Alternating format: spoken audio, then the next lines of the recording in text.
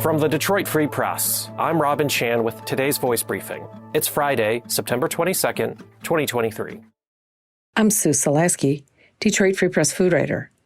The accolades for Detroit's restaurant and wine scene keep racking up with national nods. On Tuesday, the New York Times released its annual list of top restaurants across the country, and it includes one Detroit hotspot.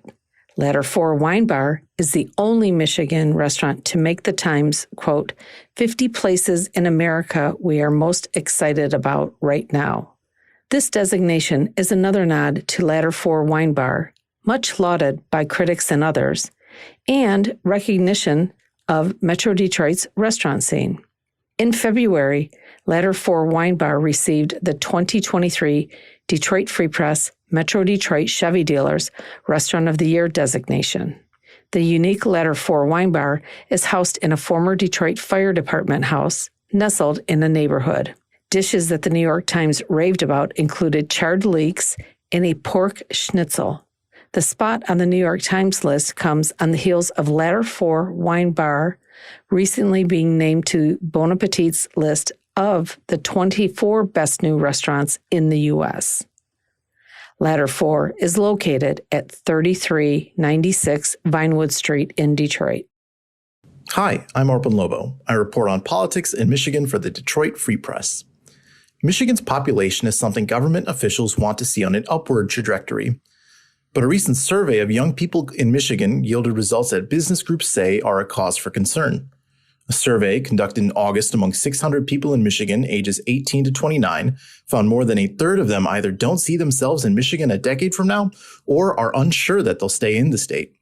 Just 64.2% of those surveyed said they believe they'll live in Michigan 10 years from now. Jeffrey Donofrio, the CEO of Business Leaders for Michigan, said, quote, when only 64% of Michiganders under the age of 30 see themselves here in 10 years, we should all be concerned, end quote. The survey, commissioned by the Detroit Regional Chamber and Business Leaders for Michigan, comes months after Governor Gretchen Whitmer announced the creation of the Growing Michigan Together Council, a group tasked with finding policy solutions to boost the state's population. Michigan does have several things in its favor, however. The survey found that the chief feature likely to keep people in Michigan were its Great Lakes and other outdoor amenities. Additionally, Michigan's position on social issues like abortion access, gun safety laws, and LGBTQ rights were likelier to encourage young people to remain in the state, the survey found. However, respondents said they'd like to see better infrastructure and public transit in Michigan. The state's cold winters and generally unpredictable weather are also deterrents from remaining in Michigan, according to the survey. The Growing Michigan Together Council is set to present its findings by the end of the year. Surveys like this one could shape the council's recommendations. This is Brian Manzullo, craft beer writer for the Detroit Free Press. The former Founders Detroit Taproom in Midtown has a new tenant, and it's another brewery.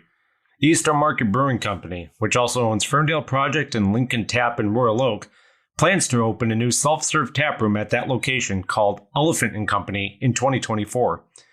Elephant & Company will feature self-serve taps of Eastern Market beers, along with a Duke Donuts Cafe and artisanal Detroit-style pizzas. It will have a spacious outdoor patio area that fits 150 people, an indoor space that fits 100, and an event space in the back.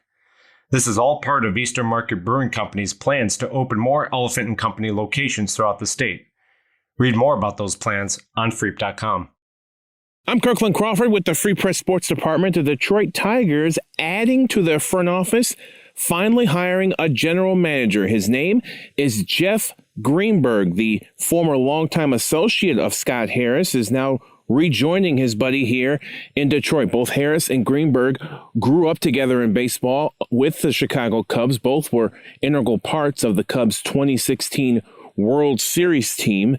Greenberg's actually coming to the Tigers from the Chicago Blackhawks of the NHL. That's just how renowned his analytics skills were in the world of sports. Now, Greenberg has been a part of baseball for a long time, inning turning with the Pittsburgh Pirates while also going to Columbia Law School about 20 years or so ago.